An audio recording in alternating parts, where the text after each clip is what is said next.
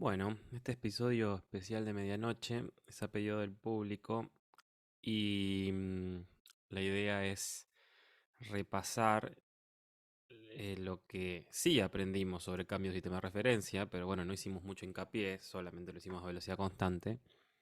Extenderlo, aunque lo mencionamos en clase, pero bueno, no está en el video, extenderlo al caso de aceleración de sistema acelerado y resolver un par de problemas que son los últimos de la práctica. A ver si pueden con esto cerrar la práctica 4. Muy bien, esto es lo que ya vimos, ¿no? Si tengo una partícula en una trayectoria cualquiera, un sistema de referencia S, ¿sí? En ese sistema de referencia la partícula va a tener una posición R. Ahora, supongamos que tengo otro sistema de referencia que respecto a ese está en la posición R grande, ¿no? Entonces, ¿qué es R grande? Es la posición del origen de mi sistema de referencia S estrella en mi sistema S. Bueno, la vez pasada vimos qué pasaba cuando ese sistema se movía a velocidad constante respecto a S.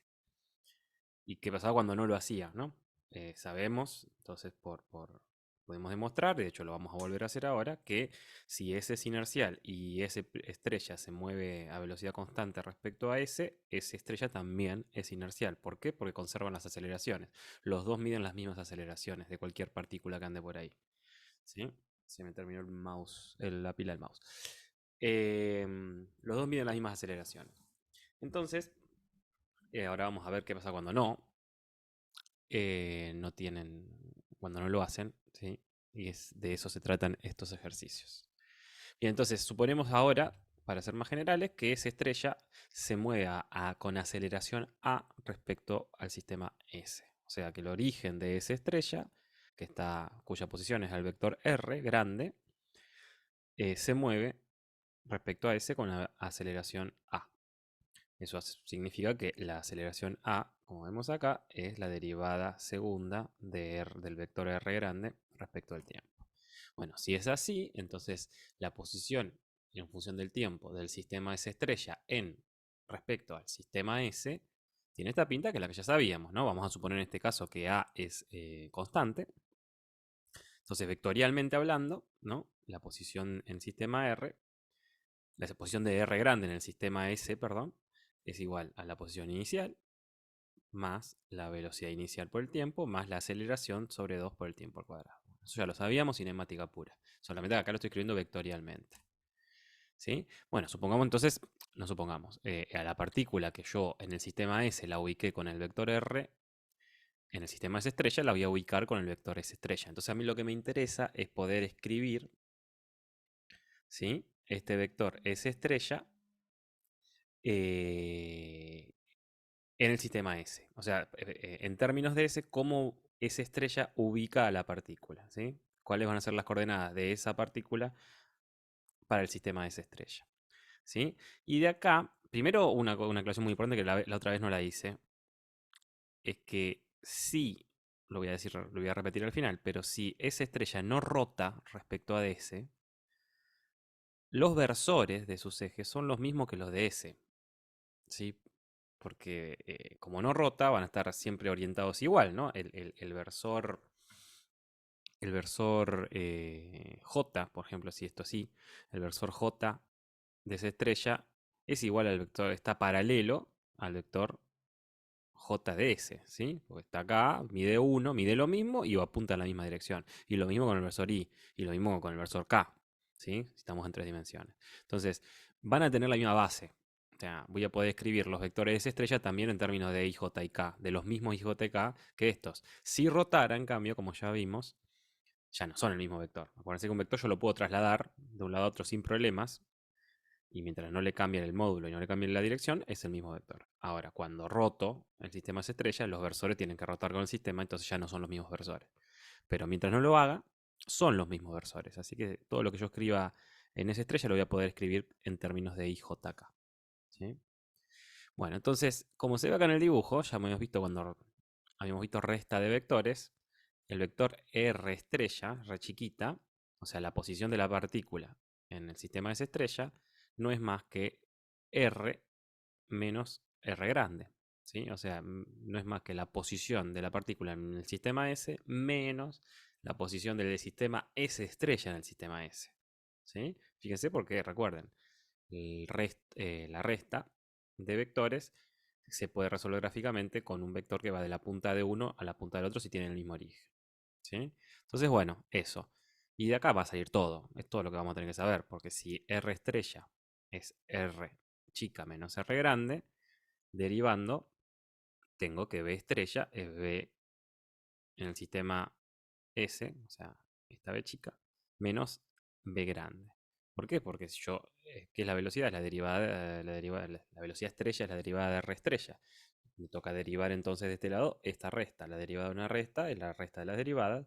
La derivada de la posición en el sistema S es la velocidad en el sistema S de mi partícula, de esta, o sea, cómo cambia este vector con el tiempo. Y la derivada de R grande respecto al tiempo es V grande, o sea, es a qué velocidad se mueve el sistema S estrella respecto a S. Ahora, está aquí que ahora esa velocidad no es constante, porque mi sistema S estrella está acelerado respecto a S. Entonces vuelvo a derivar para encontrar la aceleración. Y de nuevo, es la misma idea. La aceleración estrella va a ser la aceleración eh, de la partícula. O sea, la aceleración de la partícula. O sea, esta es A estrella es la aceleración de la partícula en el sistema estrella. Bueno, esa va a ser la aceleración de la partícula en el sistema S menos la aceleración del sistema estrella respecto al sistema S. Del S estrella respecto a S. O sea, menos esta aceleración. Fíjense que esto es derecho viejo porque derivo restas. Así que la posición es la resta, la posición en el sistema estrella, en el sistema que se mueve entre paréntesis, ¿no? Entre comillas, perdón. Es la posición en mi sistema, o el original, o el que yo típicamente me paro en este, menos la posición del sistema nuevo en mi sistema. La velocidad es la velocidad en mi sistema menos la velocidad del sistema nuevo en mi sistema. Y la aceleración lo mismo. Y de nuevo, recuerdo que si S estrella no rota respecto a S, tienen los mismos versores. Entonces cuando yo escriba los vectores, todos estos vectores los puedo escribir en la misma base. Dicho lo cual, lo único que tenemos que hacer es aplicarlo, porque ya está, no hay más información que esa. O sea, es restar los vectores. Entonces vamos a aplicarlo a estos dos problemas que están en la práctica. El primero es el más simple y es un auto, ¿sí? Que se desplaza, va sobre una calle horizontal, así que tiene una velocidad puramente horizontal, bajo la lluvia, ¿no? Entonces, si yo estoy parado en la calle, la lluvia cae verticalmente. O sea, podría caer horizontalmente, no horizontalmente, pero oblicuamente si hubiera viento. Yo no, en este caso la lluvia cae verticalmente. O sea, la velocidad de una gota cualquiera es vertical, totalmente vertical. No tiene componente en X, ¿sí? Ustedes dirán, pero ¿cómo está en caída libre y va a caer de velocidad constante? Bueno, sepan que, yo creo que en algún momento se los dije, existe, sí, se los dije, existe una velocidad límite en aire. Acá sí, el aire juega, ¿sí? Y eventualmente, como la resistencia del aire crece con la velocidad, en algún momento la resistencia del aire es igual al peso de la gota. Entonces se cancelan las dos fuerzas y la gota pasa a ir a velocidad constante, que se llama velocidad límite. Bueno, entonces, en mi sistema calle, o sea, el sistema que yo considero en reposo, la gota cae verticalmente. Entonces, la posición de la gota, que yo voy a denotar de cualquiera de las gotas, ¿no? Puede ser esta, considero que todas caen igual. La derivada de este vector R va a ser esta BG, B de la gota, vertical. Y después tengo un auto que se mueve respecto a mi sistema, ¿sí? Lo ubico en una posición R y se mueve con una velocidad V totalmente horizontal. Para ese auto, si planto un sistema de referencia en el auto, o sea, para alguien que está dentro del auto, ¿sí? ¿Qué pasa? A cualquier gota, puede ser esta, después vamos a ubicar alguna otra por acá porque es más cómodo, la voy a ubicar con la posición R estrella. Este va a ser mi sistema estrella, ¿sí? Y cualquier gota, el auto la va a ver, y es dato del problema, la va a ver con una velocidad, cayendo a una velocidad que no es totalmente vertical, que tiene componente horizontal, con un ángulo θ estrella respecto a la vertical del auto, que en este caso es la misma que la de mi sistema en reposo, porque el auto se mueve solo horizontalmente. ¿Sí? Bueno, entonces, ¿qué datos tengo para este problema? Sé el ángulo teta estrella, sé la velocidad horizontal del auto, y lo que me preguntan es cuál es la velocidad de las gotas en los dos sistemas. O sea, me preguntan VG y VG estrella. ¿Sí? Bien. Sí, yo acá lo redacté sin números, entonces esta velocidad es constante y es lo único que sé. En el programa, en el problema que tienen en la práctica no la saben. La velocidad es lo que vamos a averiguar. Los datos son la velocidad v del auto y el ángulo teta estrella, y que la lluvia en el sistema en reposo cae verticalmente. ¿Sí? Bueno, entonces vamos a empezar a escribir nuestros vectorcitos. V grande es la velocidad del auto. Y por ende, mi sistema es estrella, mi sistema de referencia nuevo, está pegado al auto, o sea, está en el auto, es lo que ve la persona que está sentada en el auto. Entonces, V es la velocidad de mi sistema estrella respecto a mi sistema en reposo. ¿Sí? Y no es más que la derivada de R grande respecto a T, como ya habíamos visto. La velocidad de las gotas en el sistema estrella, como ya habíamos visto, también se obtiene restando las otras dos velocidades. ¿Sí? Lo vimos en la filmina anterior y sale también de acá. Si R estrella es la resta de R chica menos R grande, bueno, B estrella, que en este caso es esta, va a ser la resta, la podría haber dejado acá, pero quedaba incómodo, va a ser la resta entre B chica menos B grande. ¿Sí? O sea, la velocidad de las gotas en el sistema estrella va a ser igual a la velocidad de las gotas en mi sistema en reposo menos la velocidad del auto, en este caso, o la velocidad de mi otro sistema de referencia, que está pegado al auto. Ahora, también esto es un vector que lo escribo en este sistema estrella, lo puedo escribir como escribo todos los vectores, ¿sí? Su módulo por los ángulos de las componentes, ¿sí? Fíjense que acá el dato que me dan no es típicamente este ángulo, ¿sí? El ángulo con la horizontal, sino que me dan el ángulo con la vertical, así que tengo que mirar bien. Pero como ya sabemos escribirlo, este vector lo puedo escribir como su componente x, como es su componente x. Bueno, es el opuesto a este ángulo, ¿no? Es el lado opuesto de este triángulo, ¿no? Entonces, la componente x es el módulo de BG por el seno de teta estrella.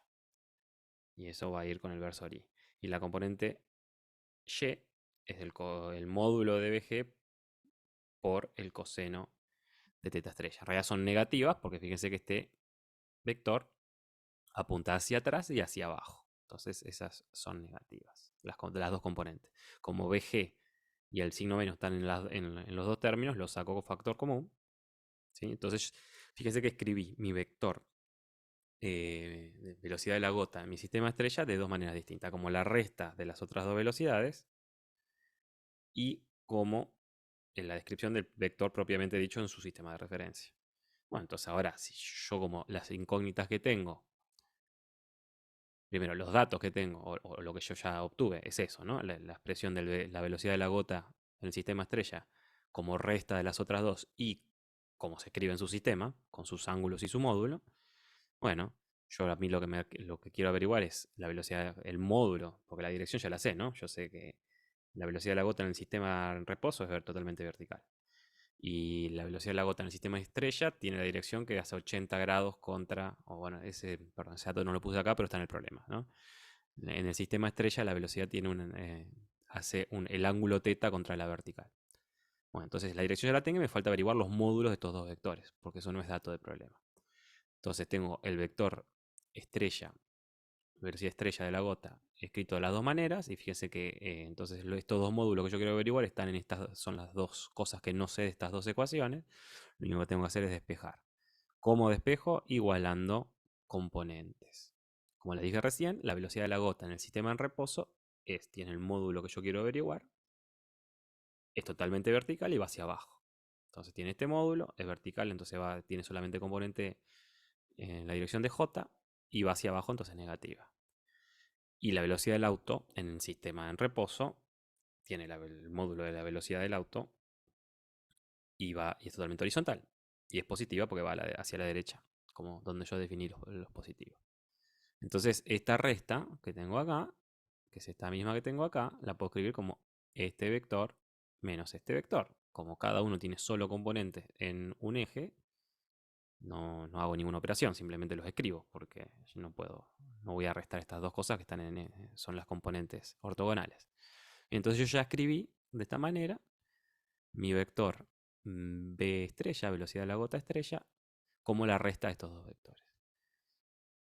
Comparando esta expresión con esta expresión, que tiene que ser igual, pues el mismo vector, yo veo que la componente x escrita así, ¿sí? Tiene que ser igual a la componente x, que es esta que va con y, escrita así.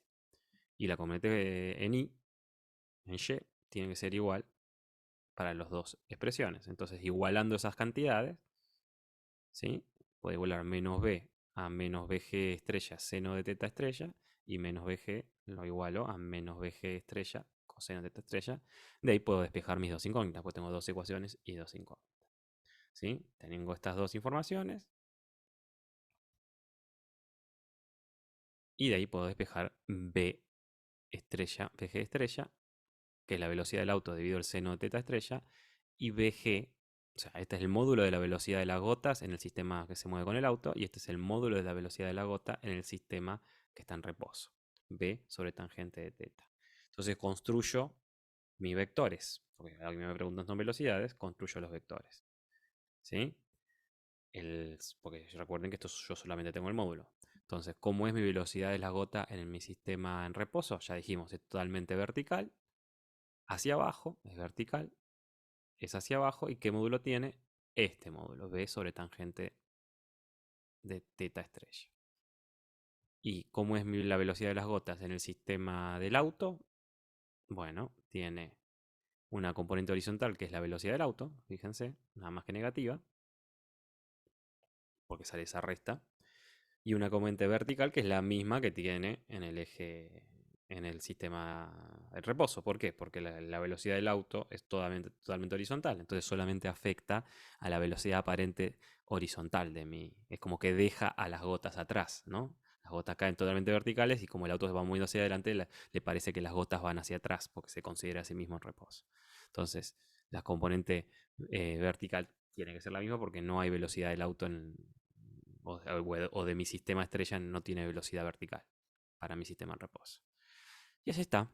Ahí se termina ese problema, que es a velocidad constante. Cuando el sistema nuevo se mueve a velocidad constante respecto a mi sistema en reposo. Y el último problema de la práctica, ahí ya metemos aceleración, entonces por eso lo quería contar. Y vamos a tratar de ser ordenados porque ahí se puede armar lío acá. Entonces todo lo que haga es un poco engorroso tal vez. No es difícil, no hay ninguna cuenta difícil, son sumas y restas. Eh, pero se vuelve engorroso porque hay tres sistemas de referencia. Entonces, ¿qué tengo? Estos tres trenes. Ahí tengo el andén, ¿sí? Que es mi sistema en reposo. Un tren que está en reposo respecto del andén, o sea que es básicamente el mismo sistema. Un tren que en el instante AT0 pasa justo a la par del primero a velocidad constante v2.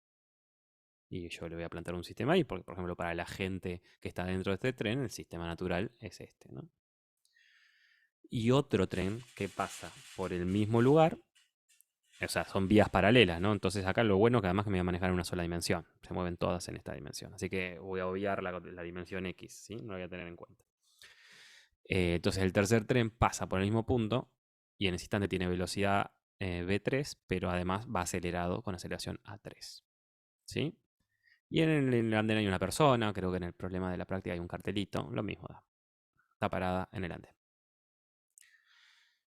Bueno, entonces, como ya dijimos, el tren 1 está en reposo respecto al andén y la persona, por lo cuanto se está descrito, bien descrito, la gente que está parada en el tren 1 ve lo mismo que la persona que está en el andén.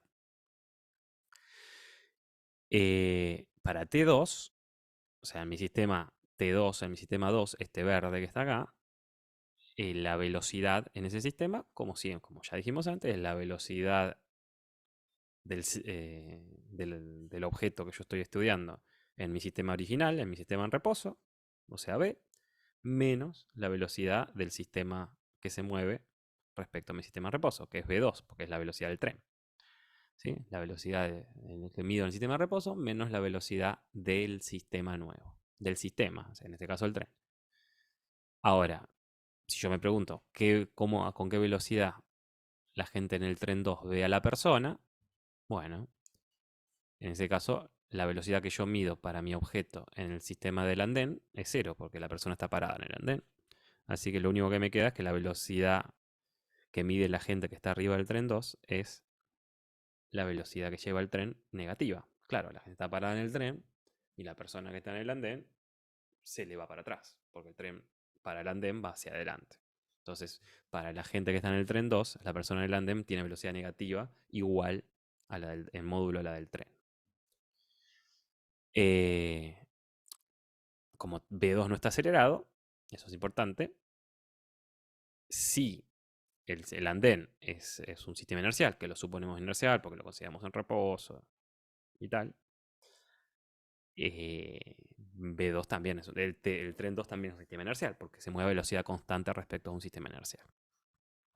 Entonces, como en el sistema de andén la persona está en reposo de manera constante, por ende tampoco tiene aceleración, su velocidad no cambia, es cero constantemente, su aceleración es cero, entonces el tren 2 también va a medir aceleración cero porque es un sistema inercial. ¿Sí? Vale decir que también se puede derivar esta cantidad, y como esto es constante, nos va a dar cero trivialmente. ¿Sí? Es lo mismo. Ahora, el tren 3 es otra historia, porque el tren 3 está acelerado respecto al andén. Entonces, ¿cómo va a ser la velocidad del tren 3 respecto al andén? Bueno, la de un movimiento acelerado. ¿Sí? La velocidad en función del tiempo del tren 3 es la velocidad que llegaba en el instante cero, que es la que está mencionada en el problema, más la aceleración por el tiempo. ¿Sí? Esto lo sabemos en cinemática. Yo escribo acá todo vectorial, pero recuerda que en este caso nos estamos moviendo en una dimensión, así que con B3 la velocidad inicial, ¿no? La que menciona el problema que tenía cuando justo pasó por ese punto, a la par de los otros trenes. Ahora, entonces, de nuevo, la velocidad en el sistema nuevo, en el sistema móvil, es la velocidad del objeto que yo estoy observando. En mi sistema en reposo, que como estoy observando a la persona, de nuevo, esa velocidad es cero, así que ya directamente no la pongo, menos la velocidad de mi sistema móvil. En este caso, mi sistema móvil tiene una velocidad no constante, porque mi sistema no móvil está en el tren 3, que está acelerado. Entonces me queda menos la velocidad del tren 3, que es una velocidad dependiente del tiempo. ¿Sí? Es menos esta cantidad. Repito, porque acá estoy restándole a cero, que es la velocidad de la persona en el sistema de referencia del andén. Si derivo esta cantidad, esto es un término constante, entonces lo que me queda es que la aceleración con que la gente del tren 3 ve a la persona en el andén es menos la aceleración del tren 3. Eso, de nuevo, es natural, porque estoy restando a algo que está quieto de velocidad constante, o sea, velocidad constante igual a cero, me va a quedar menos la velocidad que lleva el sistema. ¿Sí? La gente que está parada en el tren 3 ve que la persona en el andén se acelera hacia atrás con aceleración a 3. La persona que está en el andén ve que el tren se acelera hacia adelante con aceleración a 3. Bien. Hasta acá es fácil, no es aplicar la expresión. Ahora viene un poco más de física, ¿no? Porque nos dicen que en el mismo instante en que se cruzan los trenes, no se cruzan, se pasan por al lado, de cada uno de ellos se desprende una lamparita del techo. ¿Sí? La pregunta es entonces ver qué trayectoria la gente que está en el mismo tren de donde cae la lamparita ve que hace la lamparita. ¿Sí? Entonces, Eh, esto es importante. Acá hay física pura, acá hay lo que acabamos de discutir en las clases anteriores. Una vez que se desprende la lamparita del tren, hay una sola fuerza sobre la lamparita que es su peso, que le hace la Tierra. ¿Sí? Por lo cual, el peso es una fuerza que va hacia el centro de la Tierra. Para nuestro sistema va hacia abajo. ¿Sí? Eh, entonces, todas las lamparitas solo pueden tener aceleración en un sistema inercial hacia abajo. ¿Sí? Porque es la única fuerza que actúa hacia abajo. y sabemos que la aceleración es paralela a la resultante, es colineal con la resultante.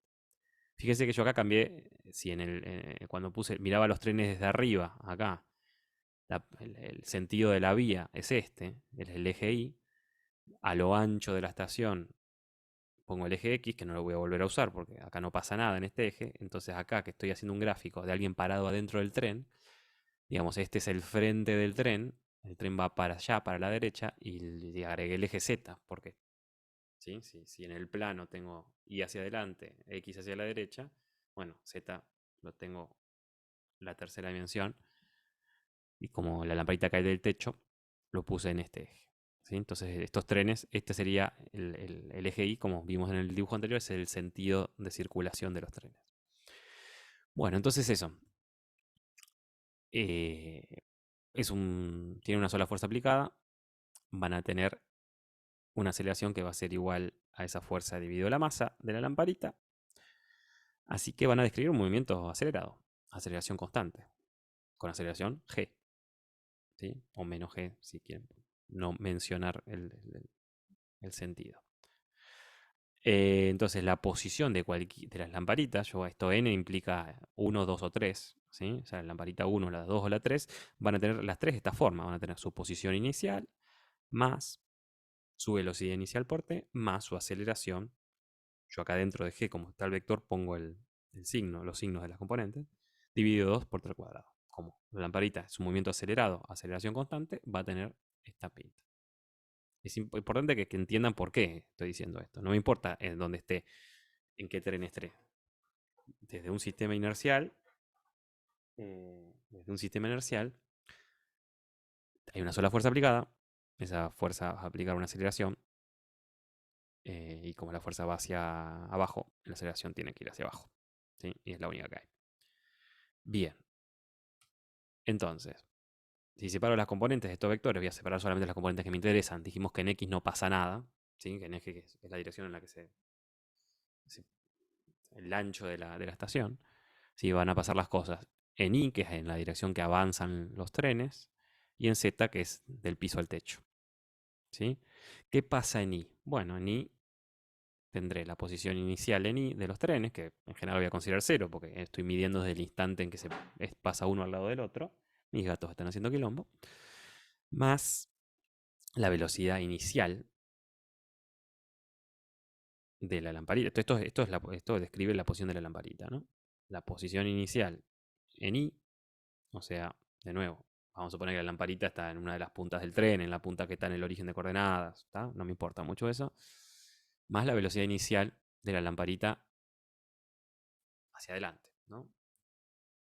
Como considero esa posición inicial igual a cero, porque la elegí plantar en mi sistema ahí, entonces la coordenada Y de mi lamparita, o sea, la coordenada esta que es hacia donde avanzan los trenes, va a ser la velocidad inicial de la lamparita por t. ¿Sí? Es un movimiento a velocidad constante. No hay aceleración en el eje Y, ¿estamos de acuerdo? No hay ninguna fuerza aplicada en esta dirección. La única fuerza aplicada es G, es el peso que está en la dirección Z. Muy bien. Esta la dije que consideraba cero. Bien. Y en Z vamos a tener un movimiento acelerado, uniformemente acelerado. Entonces tengo la posición inicial Z, ¿sí? Que en este caso es la altura de la que estaba colgada la lamparita, más la velocidad inicial en Z, menos, ahora sí, el menos, porque ya definí los sentidos, G dividido 2 por T cuadrado. Como la lamparita estaba colgada inicialmente, en Z no tenía velocidad inicial, ¿no? Es una caída libre.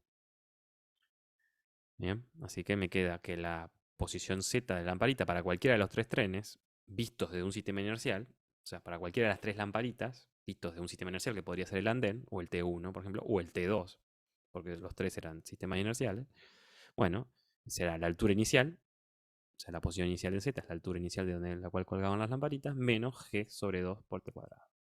Eso vale para las tres lamparitas, vistos de un sistema inercial.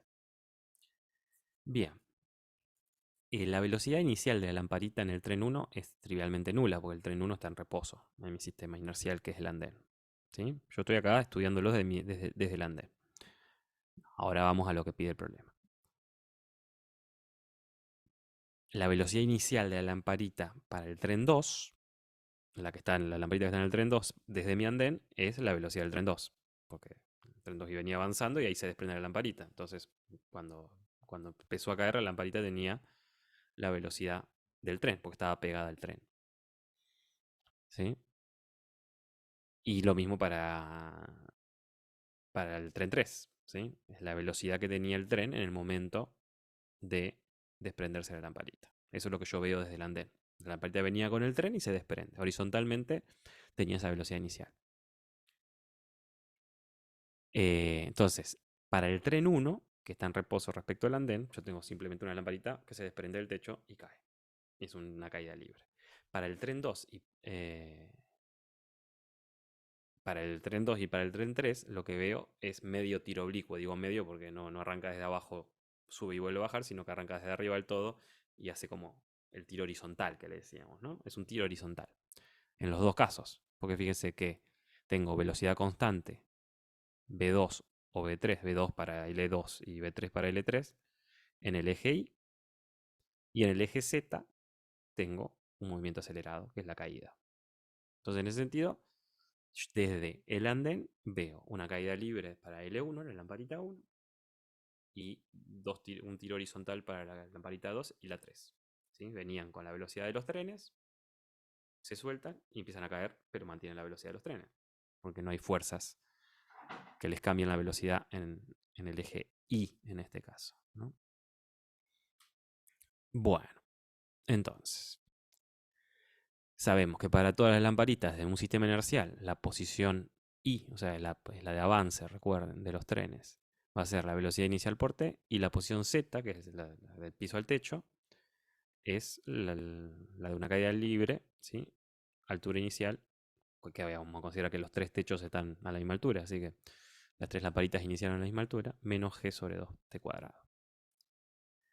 Ahora sí, aprovechando lo que vimos en la primera filmina, vamos a ver qué se ve en cada tren.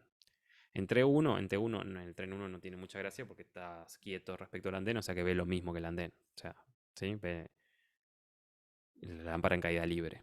¿Sí? Eh, el T2, ¿sí? Como ya vimos, desde el T2 las posiciones son las del sistema en reposo menos la velocidad de este sistema, del tren 2. Entonces, que a las posiciones que mido en el sistema en reposo tengo que restarle la velocidad del tren 2. Perdón, la posición. Y las velocidades también. A la velocidad que veo en el sistema en reposo le resto la velocidad del tren 2. Así que en el tren 2, como lo que yo veía desde el andén era un tiro horizontal con la velocidad inicial horizontal, era la velocidad del tren, cuando le resto la velocidad del tren, lo que me queda es simplemente la caída libre. Y está muy bien, porque para el tipo que está en el tren 2, lo único que ve es una lamparita que cae. Su sistema inercial no ve aceleraciones que no vea el otro sistema inercial. Simplemente ve una caída libre. ¿Sí? Ahora, acá lo muestro, ¿no? La posición en el tren 2 es la posición respecto al andén menos la posición del tren 2 que depende del tiempo. La posición del tren 2 en función del tiempo vista desde el andén es la velocidad del tren 2 por el tiempo, porque es va a velocidad constante. Entonces, restando, o sea, reemplazo esto acá y resto. Entonces me queda que y separo en componentes. ¿Sí? Me queda que la posición en el tren 2 de la lamparita es la posición respecto al andén menos B2 por T. Entonces, para I, B2 está solamente, ¿sí? Acá me faltó un vector. Voy a poner pausa y voy a poner un vector ahí.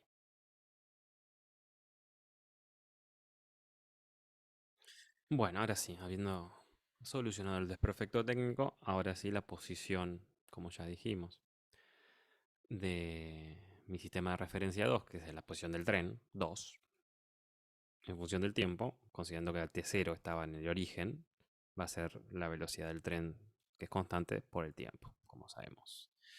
Si meto esto acá adentro y separo en componentes, ¿qué me va a quedar? ¿Dónde está esta velocidad? Solamente en el eje Y, ¿sí? Porque el tren se mueve solamente horizontalmente, no se mueve verticalmente. Entonces, en Y, ¿sí? La posición I2, ¿sí? La componente en Y de este vector, digamos, es la posición I de la lamparita en el sistema en reposo, menos R2 del tiempo, que es V2 por T. ¿Sí? Y eso me da 0 porque la posición I en el sistema en reposo era esta, donde esta es la velocidad inicial. Y la velocidad inicial es la versión del tren 2, o sea que esto ya era V2 por T, le resto V2 por T, me queda 0. Y la posición en Z son iguales porque mi tren no se mueve en Z, así que no cambia. Entonces, como ya dijimos, lo que hace estar parado en el tren 2 es que yo no veo, obviamente, la traslación del tren 2, entonces para mí la lamparita cae verticalmente, ¿sí? En una caída libre. ¿Sí? Ya, entonces no se mueve ni, suponiendo que haya arrancado en cero, ¿no? Que yo tengo el origen justo ahí, o sea que la lamparita en realidad esté cayendo como de acá sobre el eje. Y en Z se mueve igual que se ve desde el andén, o sea, en una caída libre, este valor. ¿Sí? Ya sé que es un poco engorroso, pero bueno, se van a ver que vieron que no es nada complicado. O sea, simplemente que ser ordenado con los 3 trenes. Bueno, en el caso del tren 3, que es el más complicado porque tiene aceleración, lo mismo, ¿no? Ve lo mismo que en el andén, pero hay que restarle la velocidad de traslación del tren, como ya vimos. Hay que restarle la V grande, pero en este caso nuestra V grande, nuestra V3 grande, depende del tiempo, porque nuestro tren está acelerado. Entonces la posición que ven los pasajeros del tren 3 es la posición que ven desde el andén menos la posición del tren 3 en función del tiempo. La posición del tren 3 en función del tiempo es, considerando que AT0 esté en 0, suponiendo que el origen está por donde pasa inicialmente, la velocidad inicial por t más la aceleración dividido 2 por t al cuadrado. Todo en j porque se traslada solo en el eje y. ¿Sí? Voy a considerar que las otras coordenadas son 0. Entonces, este vector lo desarmo. Perdón, meto este vector acá adentro y hago esta resta y desarmo en componentes. La coordenada y de mi lamparita vista en el tren 3 es la coordenada y vista desde el andén menos la coordenada y del tren 3. Y esa es la que va cambiando acelerada porque el tren 3 tiene aceleración ahí, justamente. Y la coordenada z son iguales de nuevo porque mi tren no se traslada en z, o sea, verticalmente, o sea, del piso al techo. ¿Sí? Bueno, tenemos esto, que lo acabamos de decir. Y eso está compuesta, claro, la trayectoria de la lamparita 3 en el tren 3 está compuesta por dos movimientos acelerados, porque fíjense, la lamparita, la posición I, ¿no? Que sería hacia adelante en el tren, desde el mismo tren, es la posición desde el andén menos la posición del tren. La posición del tren es todo esto, la posición en el andén, vista desde el andén, ya que dijimos cómo era. Es la velocidad inicial por t. La velocidad inicial por t es v3 por t, se me va con esta otra y me queda solamente este pedazo. Y lo que es razonable, porque para la gente que está en el tren 3, que está acelerado hacia adelante, la lamparita se suelta, ya no está acelerada con el tren, porque el tren ya no la toca, entonces no le puede hacer fuerza para acelerarla. Entonces esa lamparita respecto al piso cae verticalmente. No, perdón, va a caer con la velocidad que tenía en ese instante hacia adelante, pero para esta gente está acelerada hacia atrás, porque esa gente no sabe que está acelerada. Entonces, ve a la lamparita acelerándose hacia atrás, porque el tren para el sistema en reposo se acelera hacia adelante y la lamparita no. ¿No? Eso es lo que ocurre. Es lo mismo que, por lo mismo que ve a la persona que está en el andén, la ve acelerada hacia atrás, la gente que está en el tren acelerado. De nuevo, la coordenada z es la misma porque no pasa nada en z, no hay traslación. Y esa coordenada es la caída libre de la lamparita. Entonces lo que me pide el problema es la trayectoria. Y como ya habíamos visto en eh, en tiro oblicuo, para encontrar la trayectoria, que es el dibujo que hace en el aire mi partícula, y lo que tengo que hacer es poner una de las coordenadas en función de la otra. ¿Sí? Vamos a poner la coordenada z, la altura, en función del horizonte, la dirección horizontal. ¿Sí? Que es básicamente dibujar la trayectoria en este sistema. Recuerden que estas son dos coordenadas. ¿Sí? Esto es la foto de la trayectoria que hace la partícula. Muy bien. Fíjense, eso se lo voy a dejar también, después lo hacemos en clase en todo caso, pero tengo acá, quiero poner esta, reemplazar esta función que está, esta z3 de t, la quiero hacer una z3 de i3. Entonces, ¿qué tengo en las dos ecuaciones? Acá tengo a3 sobre 2 por t cuadrado y acá tengo h0 menos g sobre 2 por t cuadrado. Entonces me conviene despejar t cuadrado de acá y meterlo acá. O puedo despejar si quieren t cuadrado sobre 2, que es lo mismo. Me ahorro un paso. Haciendo eso, me queda que z de 3 en función de i3, o sea, la trayectoria de la lamparita 3 vista del mismo tren, me queda h0 más g sobre a3 por i3. ¿Qué es esto? Fíjense, una recta dependiente positiva. Depende positiva en estos ejes, pero yo sé que en el tiempo mi lamparita lo que hace es caer en línea recta hacia atrás, porque tengo una composición de dos movimientos acelerados, en i y en z. ¿Sí? En z está acelerado porque lo atrae por el peso. ¿Sí? Es una aceleración real, si quieren, porque está generada por una fuerza real, porque está generada por una fuerza que genera un agente que es la Tierra. Pero yo veo, los pasajeros del tren 3 ven a la lamparita acelerada hacia atrás, porque los que están acelerados respecto al suelo son ellos. Para un sistema inercial los que están acelerados son ellos y la lamparita no. Entonces ven a la lamparita acelerada hacia atrás y eso para ellos van a suponer que esa lamparita está sufriendo una fuerza hacia atrás, que la acelera hacia atrás. ¿Sí? Esa es una fuerza ficticia porque no la está haciendo nadie. Y justamente es ahí donde se manifiesta que el sistema plantado en el tren 3 no es inercial. Porque me aparecen fuerzas ficticias o aceleraciones que no están generadas por ninguna fuerza. ¿Sí? Esas son las consecuencias de medir las cosas en un sistema no inercial. ¿Sí? Es como cuando ustedes están viajando en el colectivo frena de golpe y ustedes sienten que los empujan hacia adelante. En realidad no es que los empujan hacia adelante, ustedes venían con una cierta velocidad, se frena, el colectivo se acelera negativamente y ustedes siguen con la velocidad que venían. Se despegan del suelo y siguen con la velocidad que venían. Pero para ustedes alguien parecía que los hubieran empujado hacia adelante. O cuando están en el auto acelera, parece que los empujaran hacia atrás. Son ese tipo de sensaciones ficticias, de fuerzas ficticias que se ocurren cuando los sistemas no son inerciales. ¿Sí? Sentimos aceleraciones que no la generan ninguna fuerza real. Y eso lo vamos a ver bien cuando estudiemos la dinámica de movimiento circular, ¿sí? Con la famosa fuerza centrífuga, que no la hace nadie.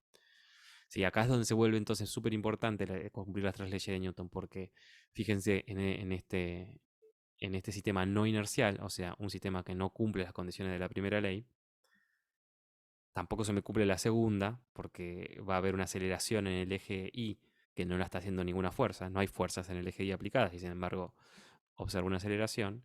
Y si supusiera que hay una fuerza, no habría sobre la lamparita, esa lamparita no estaría haciendo la reacción contra nadie, porque no hay nadie haciéndole la fuerza. Entonces también tampoco se cumpliría la tercera ley. ¿Sí? Entonces, por eso, de nuevo, es importante que las leyes sean esas tres y se den en ese orden. Bueno, bastante largo se hizo esto.